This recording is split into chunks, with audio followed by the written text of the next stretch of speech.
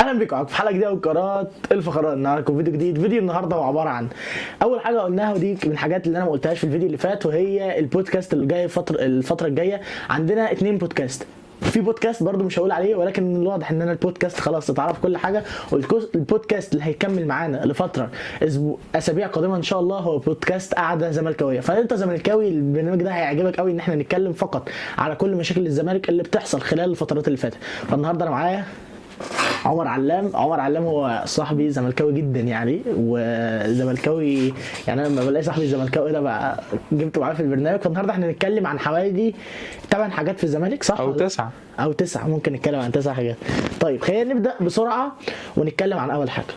طيب اول حاجه هنتكلم عليها وهي مجلس الاداره الجديد. او انا علام، ايه رايك في مجلس الاداره الجديد عامه؟ هل انت كنت اصلا متفائل بيه من الاول وكنت عايز القائمه كلها تكسب، ولا كنت في ناس مش عايزهم؟ هو طبعا يعني ان الفرق ان يكون تيم كله هو اللي يبقى معاك، هو تبقى حلوه يعني. ما نكونش اعضاء واعضاء، يعني هو تيم واحد فهو حلو، اللي هو زي حسين لبيب ومعاه احمد ومعاه سليم. كل اللي معاه. تمام، بس اللي هو تفضل بقى تنوع، دي انا شايفها وحشه. فانت كنت مأيد القائمه كلها.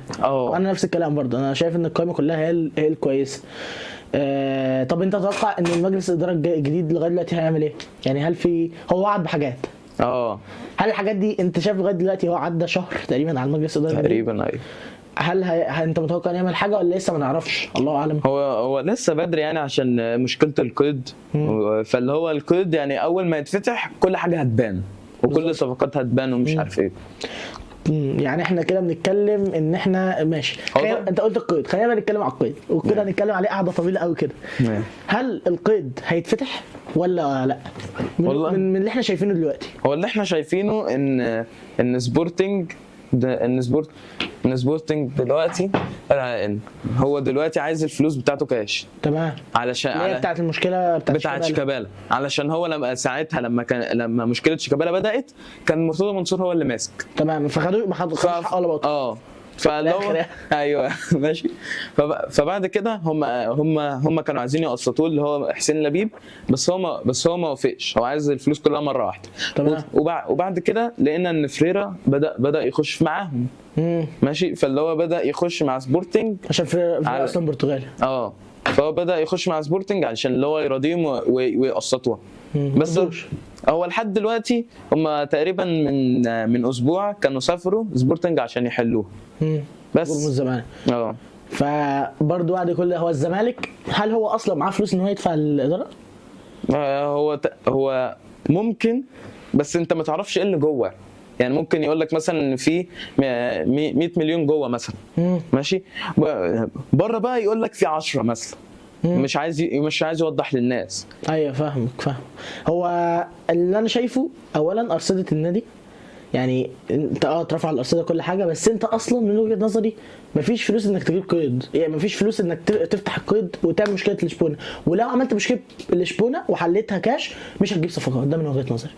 هو انت ممكن ما تعملهاش كاش، ممكن نجيب حل من الطرفين.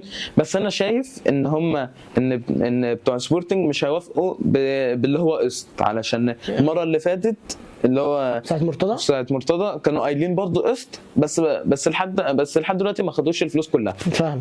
فانت بتتكلم ان مجلس الاداره الجديد لو فك القيد، انا من وجهه نظري العاديه خالص، ان لو الزمالك فك القيد كاش لسبورتنج فالزمالك مش هيجيب صفقات. اقول لك انا فكيت لك القيد. ايوه ماشي. ما بعد كده ما انت هيكون ماشي. ما هيجيب صفقات في الصيف، ما عنديش مشكله، بس انت محتاج صفقات في يناير، ودي هنتكلم عليها. انك انت عندك ماتشات. انت عندك ماتشات كبيره. انت عندك اول هتلعب الاهلي مرتين السنه الجايه، تلعبوا في مره في فبراير ماتش دوري، وهتلعبوا مره نهائي كاس. كده انت بتفوق على الاهلي بقالك فتره في نهائي الكاس، يعني بقالك اخر 10 سنين متفوق. بس انت عندك ماتشين مهمين غير ماتشات الدوري، غير ماتشات الكونفدراليه اللي هنتكلم عليها برضو. فانت لازم على الاقل لاعبين سوبر، مش لاعبين زي اللي مرتضى كان بيجيبهم وعمرو السيسي لا، هو مرتضى كان بيجيب بال15 لعيب ويبيع وما يبيعهمش. فدي بقى المشكله اللي كانت بتقابل مرتضى منصور، ان هو بيجيب مثلا 20 لعيب في الموسم الواحد. ولاعيبه كلها كسر طبعا. او تبقى متعلقه مع النادي القليل. ايوه. زي عمرو السيسي كان متعلق مع طلائع الجيش مثلا، بس مش متعلق مع الزمالك. بعد كده بيروح جايبهم ويقول ده انا هعمل قسط ومش عارف ايه. والحوار ده طبعا الفرق المصريه هتكون عايزه فلوس، فما بتصدق انها توافق. تمام. وبعد كده بقى بتلاقي ان الناس اللي هو انا دلوقتي هتفضل تقسط لي. طب انا عايز فلوسي دلوقتي، عايز اجيب صفقات، مش انت الوحيد اللي عايز تجيب صفقات. ايوه صح. خلينا بقى ما نتكلمش في صفقات عشان ده نتكلم عليه. عايزين نكمل في مجلس الاداره. من وجهه نظري طبعا مجلس الاداره الجديد ده احسن من القديم. انت شايف ايه؟ انا شايف هو احنا مش هينفع نقارنه دلوقتي. ماشي مش هينفع نقارن. طبعا مرتضى منصور عشان برضه ندي كل حاجه جاب بطولات مع الزمالك طبعا، مش ما جابش بطولات. وكمان اللي بقوله دايما ان مرتضى منصور اللي نصفه ان هو جايب على العشرينيه السوداء اللي كانت بعد 2003 ما فيهاش اي بطولات، كنت ميح من الاخر زي ما بيقولوا. فهو جه خد معاك 3 دوري تقريبا، خد 3 كاس عشان الناس ما تدققش، بس خد بطولات كتير، خد كونفدراليه، فعمل بطولات. فانا من وجهه نظري هل مجلس الاداره الجديد باللعيبه اللي موجود هيقدر يعمل بطولات؟ يعني لسه في المستقبل بقى. الله اعلم. طيب خلينا نتكلم ونخلي الحلقه تولع شويه كده. مشكله الثلاثي فتوح وصبحي وزن، نشرب ميه الاول عشان ايه؟ عشان ده موضوع كبير. اولا رايك في كل واحد كلاعب؟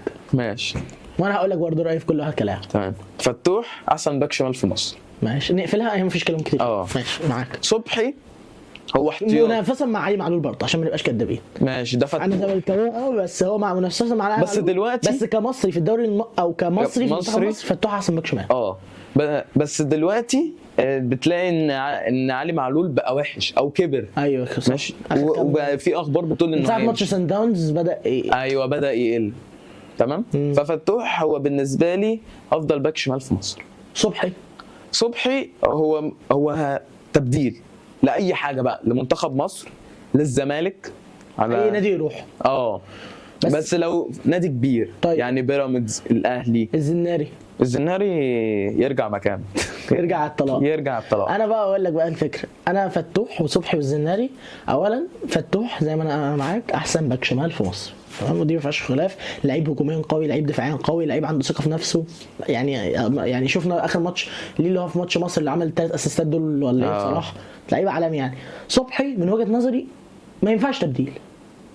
يعني انا ارشح ان عواد ومحمد نديم. صبحي ازاي؟ طيب ما هقول لك ليه. صبحي بيعمل كوارث. صبحي احنا حضرت انا وانت ممكن نتفرج على ماتش الزمالك والبنك الاهلي في ايوه في القهوه. ايوه فايه شفنا صبحي عمل كوارث، نزل كرة جت تصدي صدوه حراس في المدارس يعني فصبحي بالنسبه لي لا. يعني الزناري بقى انا ليا كلام عليه ايه، ان الزناري كان متالق في طلائع الجيش، كان مدافع كويس في طلائع الجيش. بس انا اللي بقوله مش معنى ان لاعب متالق في نادي تحت التوب 4 اللي هم اهلي زمالك بيراميدز فيوتشر كان لسه ما طلعش. ماشي عامة يعني اللي هو زي الطلائع، الاتحاد، مبقاش الاتحاد عشان يسبونا الطلائع، البنك الاهلي، الناس دي مش معناه ان انا لاعب متالق في فريق يبقى انا اجيبه معايا الفريق. ما هو احنا شفنا 2 اهو، عمرو السيسي ومصطفى الزناري لعبوا اداء سيء جدا مع الزمالك. هل هم نفعوا الزمالك؟ لا. كانوا كويسين في طلائع الجيش. فانا بالنسبه لي ان مفيش فيهم حاجه اتضايقت عليها غير فتوح.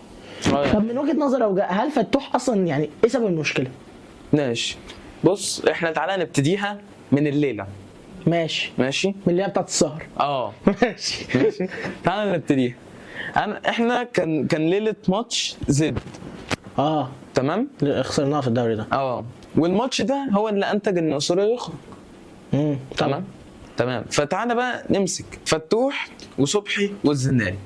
الثلاثه كانوا بيلعبوا اساسيين، صح. عواد ما كانش بيشارك ساعتها. تمام. انت دلوقتي سحبت الثلاثه منهم. ماشي. تعال نبدا بقى من الليله. ماشي اللي هم الثلاثه راحوا يسهروا في الكافيه بتاع الزناري. تمام. انت دارس القصه.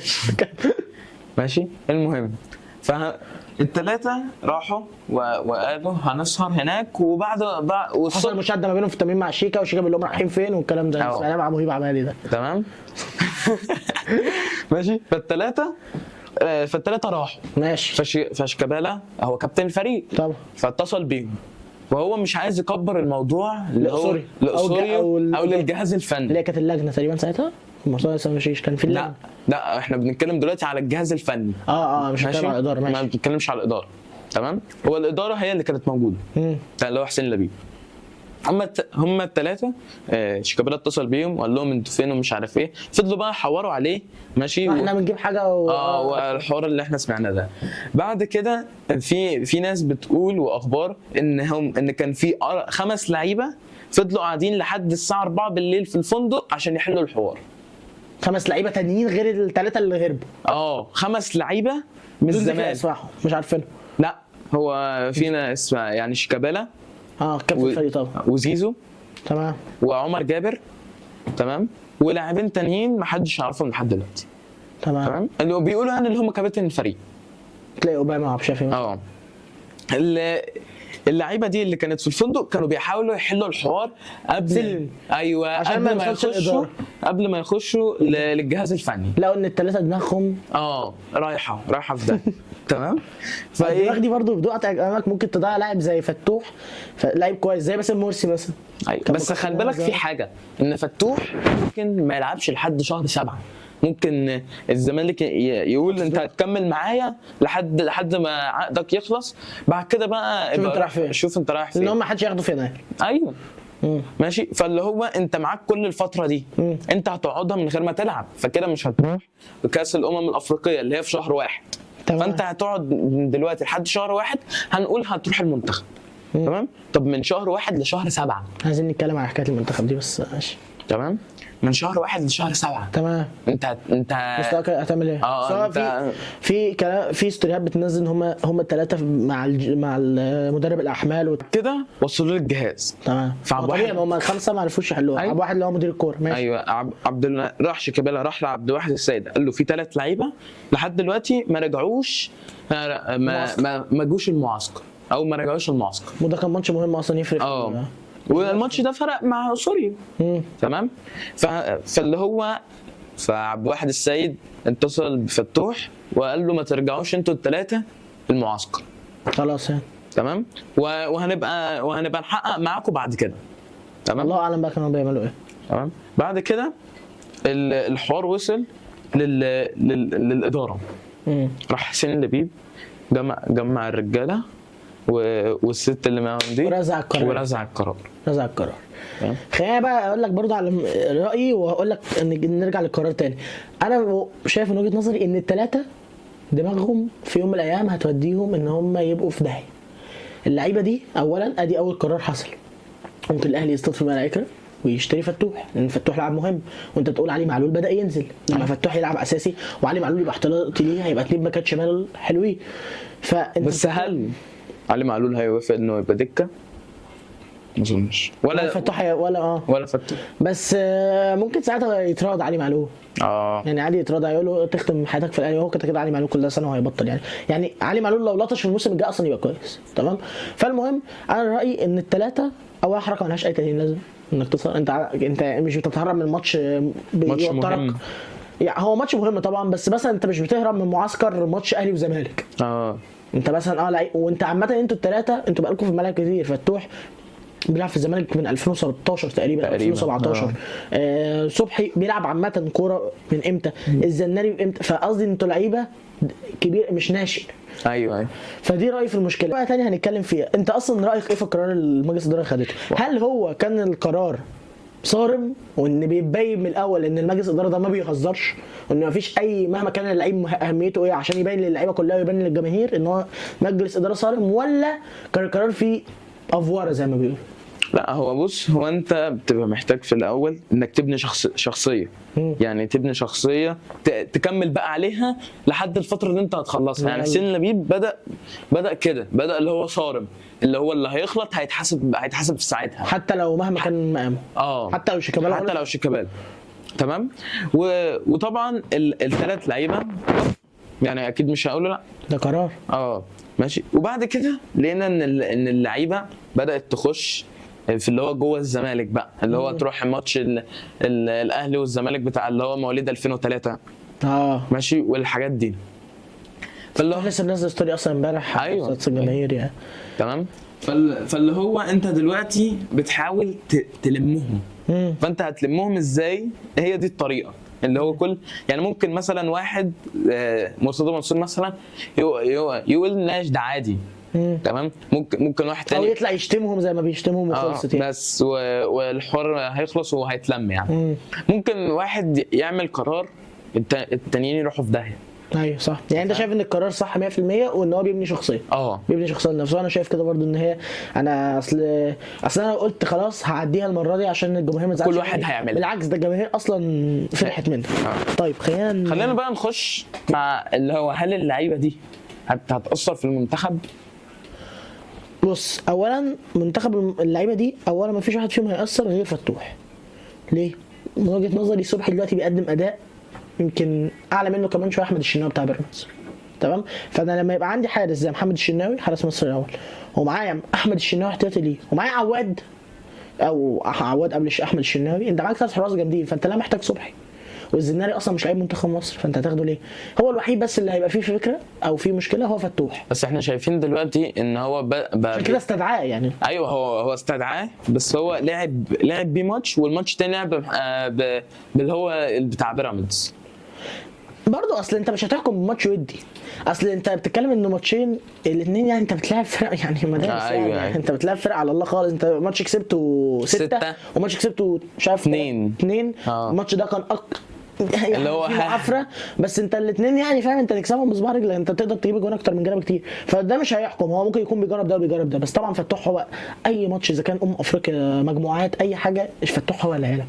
فانا من وجهه نظري فتوح عادي الفيتوريا يستدعاها ما فيهاش مشكله، انا ده من وجهه نظري. هو في ناس بتقول ان هو ازاي يستدعيه وهو مش بيعمل، بس هو رد عليه، رد على الفئه دي وقال هو ما عملش معاه حاجه وحشه. ايوه بالظبط، انا كنت لسه اقول لك كده، اقول لك هو ما عملش مع المنتخب حاجه وحشه. بس تعال نشوف ان هو في نفس الايام دي لقينا امام عاشور وطارق حامد وحسين الشحات الثلاثه ما حضروش اللي هو التدريب اللي بعد الماتش.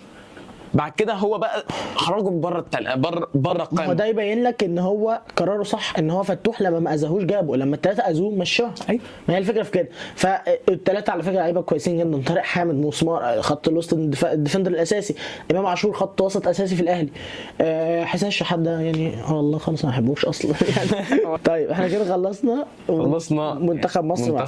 ماشي، خلينا بقى نخش في ماتشات الاسبوع. هنستأذن بقى نتكلم في ماتشات الاسبوع. عندنا 3 ماتشات، خلينا كمان ماتشات الشهر لان هو اسبوع هتبقى ماتش واحد.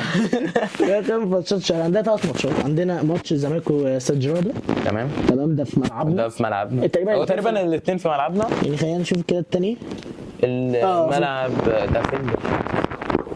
11 نوفمبر ده هتلاقي عنده اكيد نكون بس جاهز. هو ده كده عندنا. ماشي قول يبقى هو واحد بس اللي عنده. طيب عندنا 3 ماتشات. عندك الزمالك وستاد جيراردا الساعه 6 في ملعب ايه؟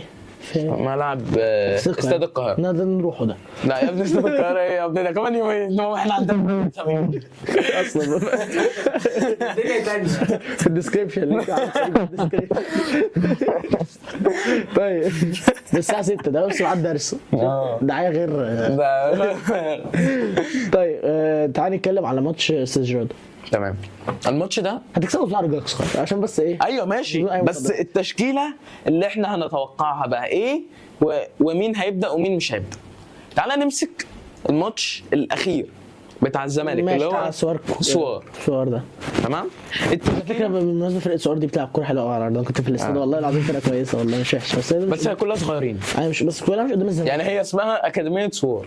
تمام فاللي هو من اسمها تعرف. الماتش اللي فات الزمالك لعب 4-2-3-1.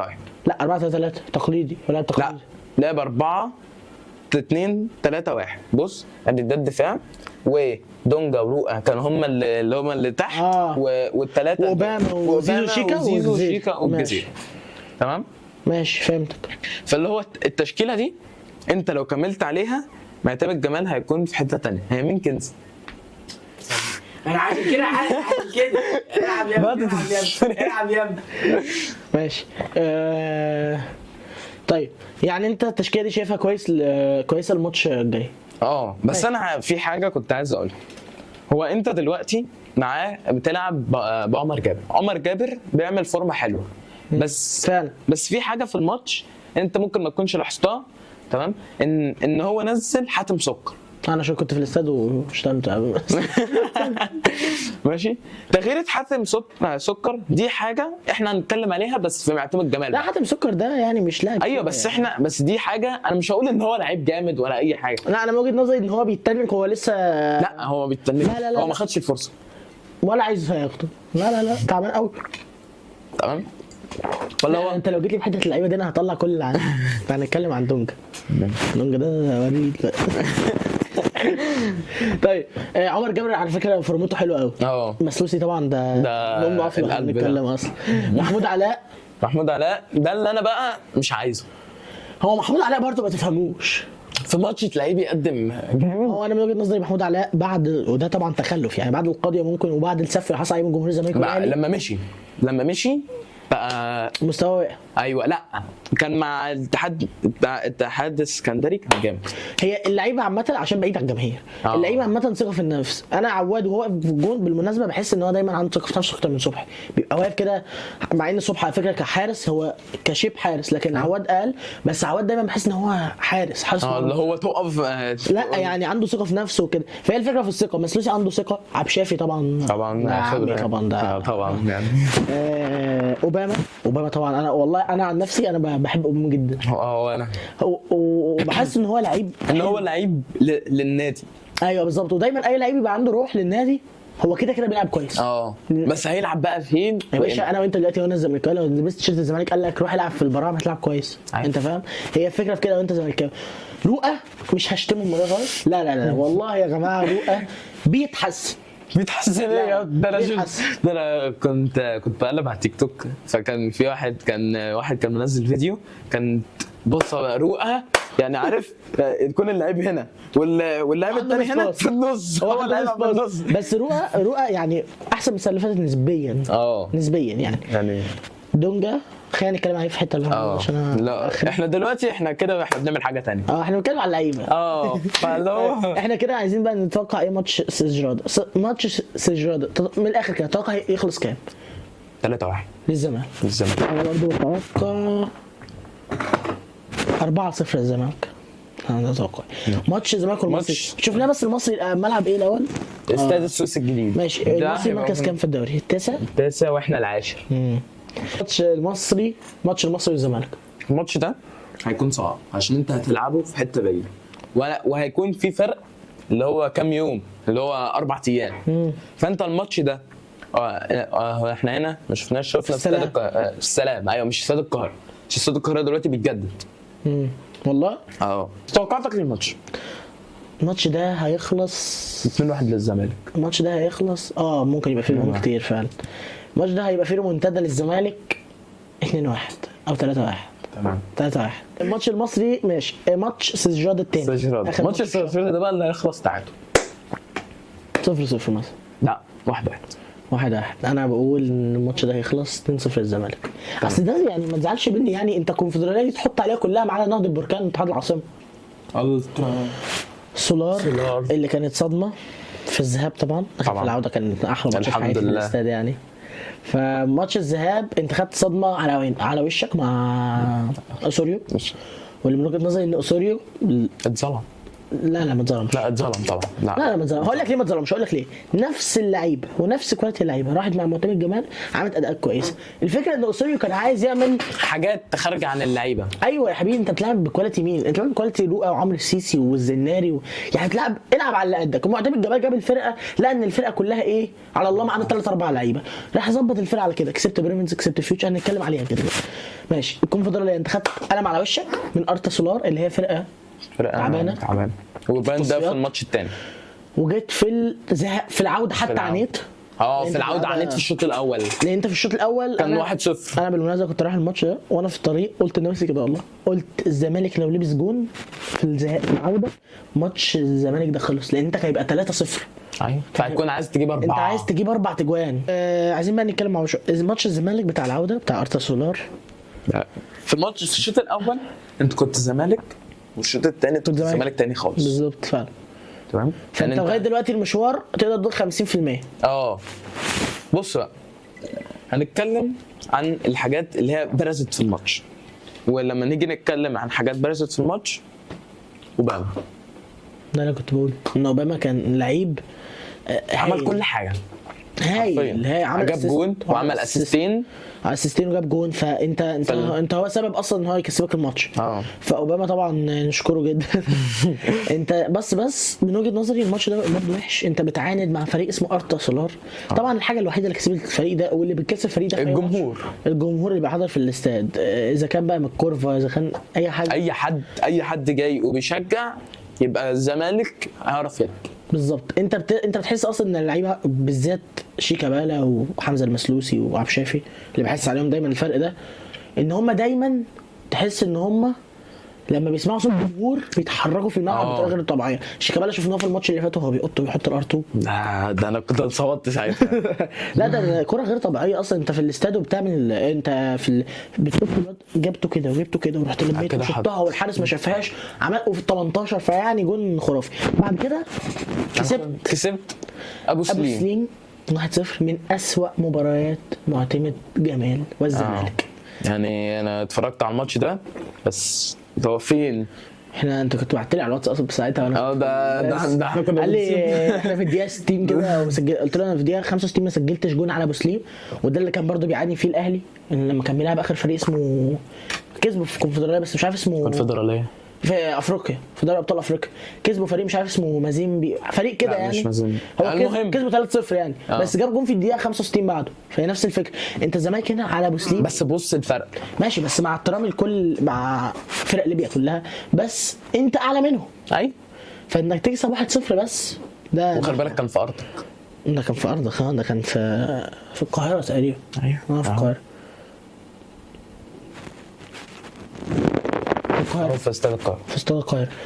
بعد كده هنيجي السوار. يعني ماتش السوار ده من احسن الماتشات بتاعت موسم الزمالك كلها بس فيها غلطات كبيره من وجهه نظري بسبب معتمد جمال. انت الماتش ده لو هنتكلم بقى عليه لماذا لم يشارك سامسون اكينيولا في هذه المباراه؟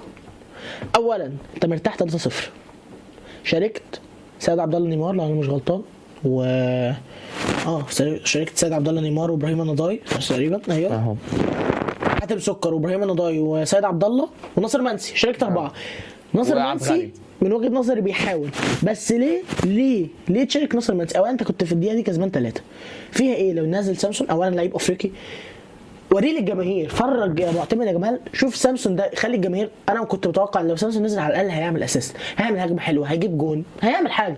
ناصر منسي انا مش محتاج منه حاجه. انا محتاج بس اشوف اللاعب حتى لو انت هتسوقه في يناير. يعني من وجهه نظري دي هنتكلم عليها في الصفقات ان سامسون هيتباع في يناير. لا بص احنا تعالى نمسك حاجه ماشي. هو في الماتش اللي هو بتاع انت رحت اتكلمت مع ناصر منسي وحتى مسكر ماشي واتكلمت معاهم اللي هم عشان ما ينزلوش. فانت دلوقتي كسبان 3-0 تمام وعايز ترجع للعيبه الروح اللي هو اللي هيلعب مش عارف ايه. فانت نزلت ناصر منسي تمام وبعد لما جبت الرابع ماشي نزلت حاتم سكر.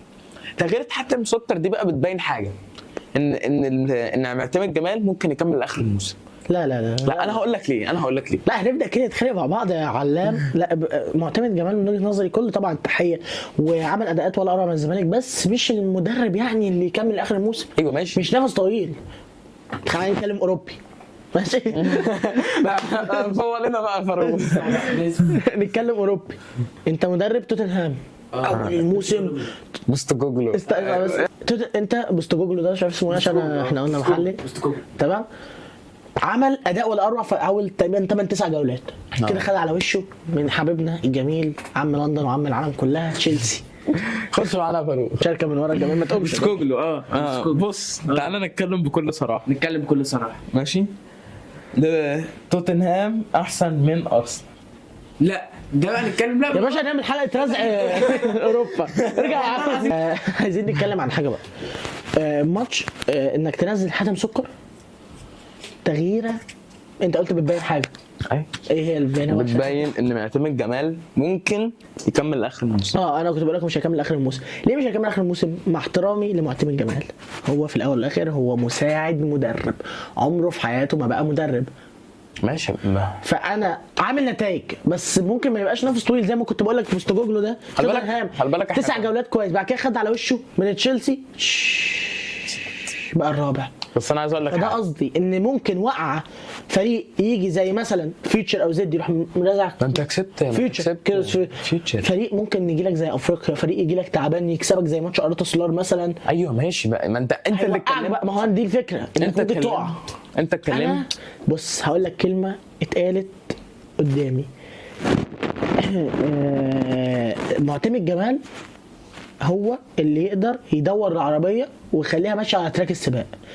تجيب الاجنبي بقى هو اللي ياخد السباق، هو اللي يسوق. ما انا هقول لك حاجه. هقول لك ليه معتمد جمال مدرب كويس. انا ما عنديش مشكله المدرب الاجنبي ده يجي ويبقى المساعد بتاع معتمد جمال، مع انها صعبه لان المدرب هيجي بجهازه، هيتوفق له جهاز. فانا اتمنى ان معتمد جمال يبقى مساعد المدرب، هيفيد جدا. لكن ان هو يبقى المدير الفني او القائم باعمال المدير الفني صعبه، مش هيبقى نفسه طويل. طب تعالى نتكلم في حاجه ثانيه. ماشي. انت دلوقتي معتمد جمال باين في كام ماتش ان هو ممكن يكمل لاخر الموسم. عندك ماتش بيراميدز ماتش فيوتشر وماتش فيوتشر. لا ماتش بيراميدز ده انت كسبته الضوء على الولدين. لا بس هو برضو التغييرات بتاعته فرق. ماشي تمام. وماتش مودرن فيوتشر، ماتش مودرن فيوتشر اداء ولا اروع وفوز وكل حاجه، كل حاجه انت عايزها. بس تعالى بقى نتكلم في حاجه. ماتش مودرن فيوتشر هي ثالث اقوى فرقه او رابع اقوى فرقه. ماشي من توب فور يعني. ماشي، وتكسبها وتكسب او احسن فرقه سكواد ايوه اللي هو بيراميدز. تمام. احسن من الاهلي سكواد كمان. يعني احسن سكواد في مصر. فانت بتكسب من احسن الفرق. ماشي. وبتتقدم وبتروح نهائي الكاس وهتلاعب الاهلي مرتين. انا بالنسبه لي ان هو لو كمل هيعرف يمشي بالعربيه احسن، علشان عشان المدرب الاجنبي ده لما يجي هيكون لسه هيدور العربيه. طيب. وممكن يغلط نفس غلطات اسوريو. طب وليه ما تقولش ان المدرب ده ممكن يمشي زي ما فريرا مشي، يمشي بطريق فريرا؟ ما بص انا هقول لك حاجه. يعني فريرا ولا اسوريو؟ لا فريرا ولا معتمد جمال؟ لا فريرا. بس دلوقتي لو اللي هو هتخلي واحد دلوقتي معتمد جمال لاخر الموسم. يعني انت تتكلم لغايه الصفر. بعد كده بقى تبقى تشوف هتقدر في الفتره دي تاخد. انت مشارك في كاس مصر، نهائي كاس مصر هيلعبوا معتمد جمال. لو هيكمل لو انت بعد يناير معتمد جمال هيكمل. يلا بعد استراحه قصيره هنرجع بقى نتكلم. احنا اتكلمنا في كذا حاجه، خلينا نرجع. اخر حاجه كانت معتمد جمال. ماشي. وقلنا مشوار الزمالك في الكونفدراليه، تألق اللعيبه مع معتمد جمال. هل انت شايف ان التألق مع اللعيبه مع معتمد جمال غير مع اسوريو؟ طبعا. هل معتمد جمال عرف يوظف اللعيبه كويس؟ يعني انا شايف كده. يعني بتلاقي مثلا عندك دونجا ده كان حاجه ولسه نفس الحاجه. لا لا لا لا لا لا لا ايه الفقره اللي بعدها؟ يبقى نستنى. عندك لا مش مستنى. عندك شيكابالا. طبعا شيكابالا كان مع سوريو حاجه ومع معتمد جمال حاجه تانية. صح. تألق اللعيبه مع معتمد جمال قلنا في فرق كبير جدا. طيب انت شايف ان اللعيبه مع معتمد جمال اتغيرت، ولا اللعيبه جالها روح، ولا اللعبه كانت زي ما هي بس ما كانتش باينه؟ بص هو معتمد جمال نقدر نتكلم عليه في الحته الفنيه، اللي هو قدر يغير زي ما قلنا في الفقره اللي فاتت، قدر ان هو يلعب بالامكانيات اللي عنده.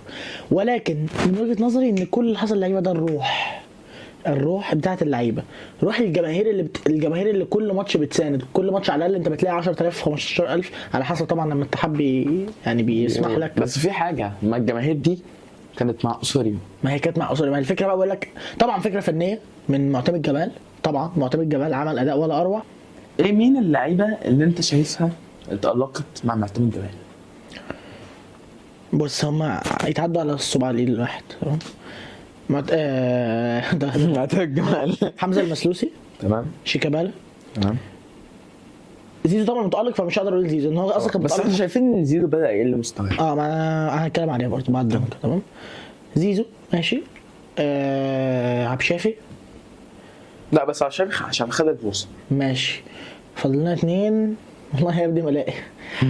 ممكن اقول رؤى شويه اتطور من وجهه نظري. رؤى يعني بقى احسن من الاول. رؤى بقى يعني مثلا لو كان في الاول بيدي 10% للفريق، لا دلوقتي بقى يدي 30% للفريق. ده من وجهه نظري. طيب ممكن يا فخراني تطور يا حبيبي. ايوه ماشي. شوف نصاص الملعب بتاع التانيين ورؤى. يعني تعالى نمسك بيراميدز. ما هو انت اصلا ده في المستوى اللي انت فيه، بالكواليتي اللي انت فيه، بالاداره، بالفلوس، بالليله دي، انت رؤى ده بالنسبه لك نعمه. ايوه. دونجا ده بالنسبه لك نعمه. فده اللي بتكلم فيه، ان انت على قد امكانياتك ده كويس. يعني الرؤى بيتحسن. انت بتقول مين اللعيبه اللي بدات تتحسن؟ الرؤى ما كناش شايفينه مع اسوريا، دلوقتي بدا يتحسن. ماشي. عندك ادي 4 هم 4 لعيبه، لان اصلا اللعيبه الباقيه كلها ميته. اذا كان مع مين؟ أيوة. لو جبت لها بيب جوارديولا هي اللعيبه ميته، هي اللعيبه كلها. ده الكواليتي بتاعي. انا مش اصل هو انت ده في الزمالك البيك بتاعي. خلي بالك انت في الزمالك انت مطلوب منك كل يوم بطوله.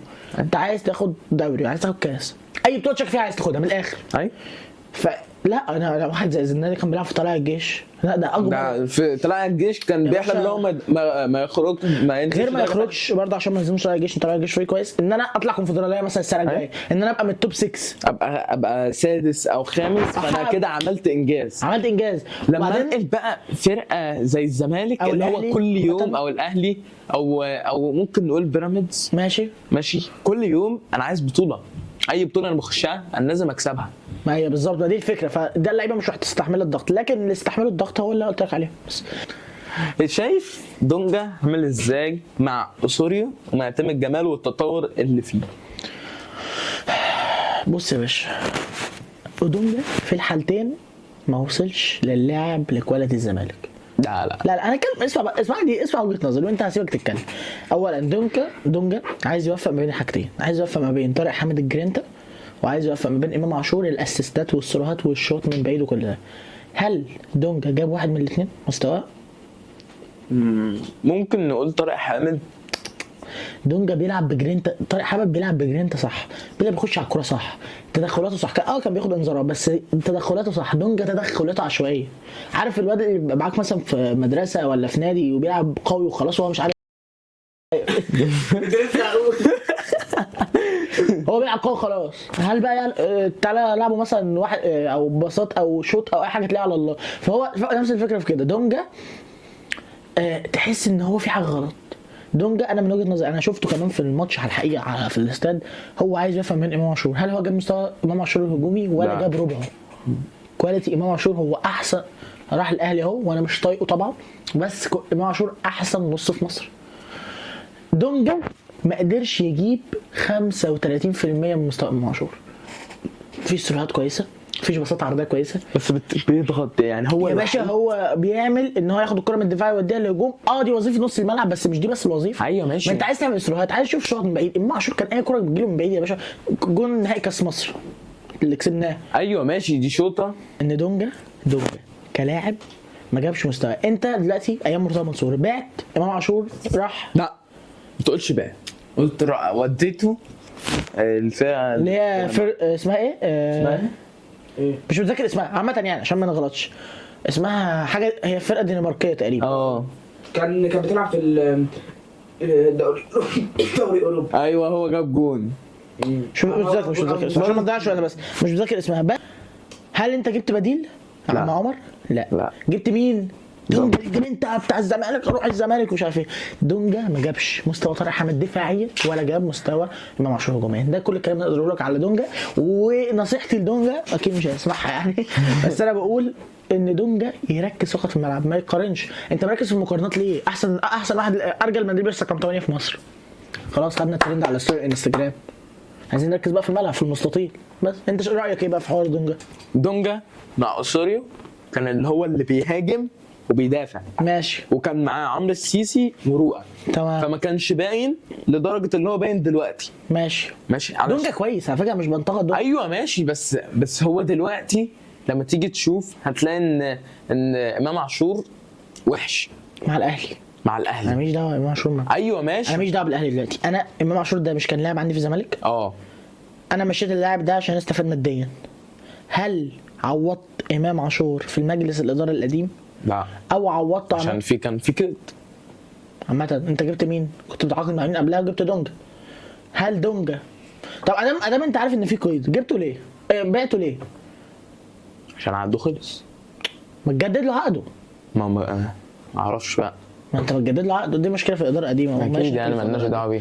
بس الفكره ان انا فكره امام عاشور خلاص مش هنتكلم فيها. اتبقى امام عاشور. دونجا جه لاعب دونجا، يا رب دونجا يعمل زي دونجا. حتى الان مركز في المقارنات، مركز. ايوه ماشي، ما هو بيعمل اللي عليه. بيعمل اللي عليه. اسمع هو دلوقتي بس في بيعمل كوارث بيعملها في الملعب، لا في كوارث ما بس الجو- تعديش. لا انا هقول لك حاجه. اولا دونجا انت بتلعبه ايه، ديفندر ولا بتلعبه انت بتلعبه بوكس تو بوكس. بوكس تو بوكس يعني 6 ولا 8؟ 8 8. و6 ساعات لما يكون بندافع. رؤى بيلعب كام؟ هو بيلعب 6 8. طب ازاي اتنين عندك بيلعبوا 8؟ ما انت عندك خلل، انت عندك خلل كده كده. لا ما هو دونجا في الهجوم بيقلب 8، في الدفاع في الدفاع بيقلب 6. بيقلب 6. فهمتك. ورؤى بيبقى 8. بيبقى 8 على طول. ايوه، وعمرو تمام. سيسي لو بينزل بيبقى بيبقى لا يا اما بينزل مكان دونجا يا اما مكان رؤى. تمام. فانا شايف ان دونجا اتغير قوي، اتغير. واتغيرت يعني مش عقليته زي ما هي، العقليه دي مش هتروح من واحد لواحد، بس لازم يكون في فتره طويله. شيكابالا بيلعب كوره بقى قد كده والعقليه زي ما هي. ايوه دي ما فيهاش حاجه يعني، قصدي انت صح يعني العقليه مش هتتغير فعلا. ماشي، بس هي عقليته كده، بس انت بتلاقي ان هو بيأدي لك حلو. انت مش هتقول انت هتقول ان عنده مشاكل في دي، اللعيبه كلها عندها مشاكل. مفيش لعيب في الزمالك ما عندوش مشكله، حتى زيزو عنده مشكله. ماشي ما عندوش تمام. مشكله، ولكن دونجا في نفس الوقت مش انا كواحد من الجمهور عايز واحد في النص زي طارق حامد او زي امام عاشور يعني مش عايز طبعا واحد يبقى فيه الاثنين، استحاله. واحد يبقى دفاع بفهم، او يا عم انا مش عايز واحد دفاع، يا عم دونجا هيخبط وبتاع ماشي يا عم اعتبره طارق حامد. انا عايز واحد ينقل لي الكوره من نص الملعب لغايه زيزو وشيكابالا الجزيري بيجي له كور بالعافيه، الجزيري بينزل قوي تحت عشان يستلم. طب انا هقول لك حاجه، لما طارق حامد كان بيلعب كان مين بيبقى جنبيه؟ امام. لا فرجاني اللي هو انت لو هو ده كان نص حلو قوي. اسمع بس، فرجاني انت لو سلمت له الكوره في اي حته في الملعب هيعمل لك منها هجمه. ايوه بينقلها صح. تمام. فرجاني ده اللي هو انا نفسي ارجع الزمالك، ولا تقول لي طارق حامد ولا بن شرقي ولا اي حاجه. فرجاني كمان ممكن يبقى احسن من امام كمان كعقليا يعني. ماشي. فرجاني عمل حاجات ماشي. فاللي هو انت لما تيجي تشوف هتلاقي وفرجاني كان بيدافع. فرجاني يعني كان هو امام ما كانش بيدافع. يعني بتلاقي ان كان في حد بيسند طارق حامد. هي في مشكله في نص الملعب كبيره جدا، لازم الصفقات تفتح عشان نتكلم. نخش بقى نخش في الصفقات، نتكلم عن مصطفى شلبي. خلينا كده على صفر. ماشي. اولا كده انا الوحيد في جمهوريه مصر العربيه اللي بيشجع نادي الزمالك اللي كان بيراهن على مصطفى شلبي من اول يوم. ليه؟ مصطفى شلبي ده لما مرتضى منصور جابه فرحت جدا، لان انا كنت متابعه اصلا في انبي، وانبي دايما بتطلع لعيبه كويسه. اذا كان بتطلع كهربا، اذا كان طلعت مصطفى شلبي، اذا كان طلعت مين تاني الحارس دلوقتي اللي عندهم كويس قوي البلعوطي. مصطفى شلبي لعيب كويس جدا، حتى لعيب كان لا بس ايه ده ماشي، بس هو في الاول كان وحش قوي هو مفيش لعيب بيتأقلم على النادي بسهوله. طب ما زيزو كان في الاول وحش. 2019 زيزو كان نسخه سيئه جدا. زيزو كان لعيب مهم وكان وحش في الاول، لكن شلبي اتأقلم على الفريق على فكره بسرعه. مصطفى شلبي لعيب كويس جدا، ولعيب يستحق ان هو يلبس تيشيرت الزمالك. ده كل اللي اقوله. انت رايك ايه في مصطفى شلبي؟ مصطفى شلبي في الاول كان وحش قوي، ما كانش عارف يعمل ترقيصه ولا اي حاجه. بس وخلي بالك مصطفى شلبي جه اول ما اسوريو جه. تمام. في نفس الفتره صح. تمام. فهو اسوريو كان بيعامل اللي هو نيمار على فيني. ماشي. هو بقى كان عايز الاثنين دول في مصطفى شلبي. بس هو مصطفى شلبي هو بس انا من وجهه نظري مصطفى شلبي مقصر دلوقتي مع الزمالك. بس الزمالك بيكسب، وفي اخبار بتقول ان بن شرقي هيجي. خلينا بقى نتكلم في اخر نقطه عم علام، وهي صفقات الزمالك. خلينا نتكلم عن صفقات الزمالك. ما هي الصفقات المتوقعه مش هنقول احسن وهنقول احسن، ايه رايك؟ بص، ما هو لو احسن نرمي بعيد. فانا هقول لك مثلا نجيب امبابي. ماشي. نجيب امبابي من ورا الكاميرا. بتاعت الزمالك المتوقعه ابدا على. ماشي. في الحراسه ما فيش اللي هو الحارس الواو في الدوري المصري عامه. لا ليه في محمد بسام يا ابني، مش اللي هو هيلعب اساسي. يا ابني بس يا ابني عايزين نتكلم بقى. محمد بسام انت بتتكلم على الحارس اللي لعب اساسي. انت مش عايز اساسي، ما انت ايوه أساسي. ما هو انت دلوقتي هتجيب مين؟ البلاوتي هيبقى احتياطي. بص، في الحراسه انت مش عايز حارس اساسي، انت هتكمل بعواد لحد ما عقده يخلص ولو هتجدد. تمام. هنخش بقى على الدفاع. ودي هنا هنقول حاجه، هو هيلعب بثلاثه ولا باربعه، وعلى حسب معتمد المدرب اللي جمال؟ هيلعب باربعه. معتمد جمال. لكن لو مدرب اجنبي جه انا بقول لك هيلعب بثلاثه، حمزه وعبد شافي وعلاء. ما هو في ونش.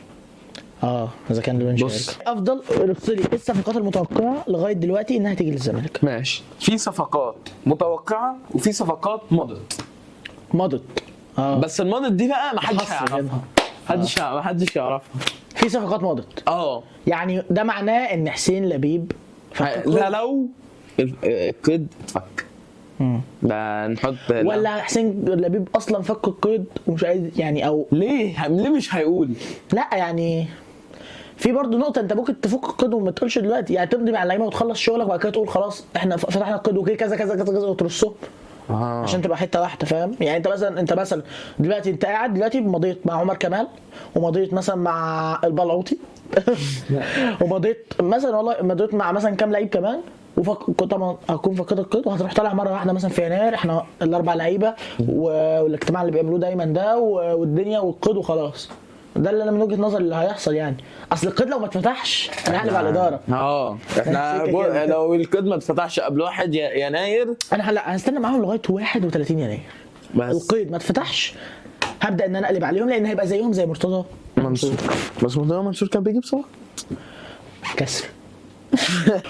وكده تكون خلصت الحلقه بتاعتنا. لو يعني الحلقه دي ان شاء الله دلوقتي نتفرجوا عليها يوم الجمعه الساعه 3 العصر، وده الميعاد الثابت ليها ان شاء الله كل اسبوع. هيبقى يوم الجمعه الساعه 3 العصر كل حلقه ان شاء الله قعده زملكاويه. وان شاء الله البودكاست الثاني انا مش هصرح عليه دلوقتي، ولكن يعني انت هتشوف الفيديو بتاعه كده كده. طيب ده كان كل حاجه اقدرها لكم في الفيديو بتاع النهارده. نحب نشكر عمر علام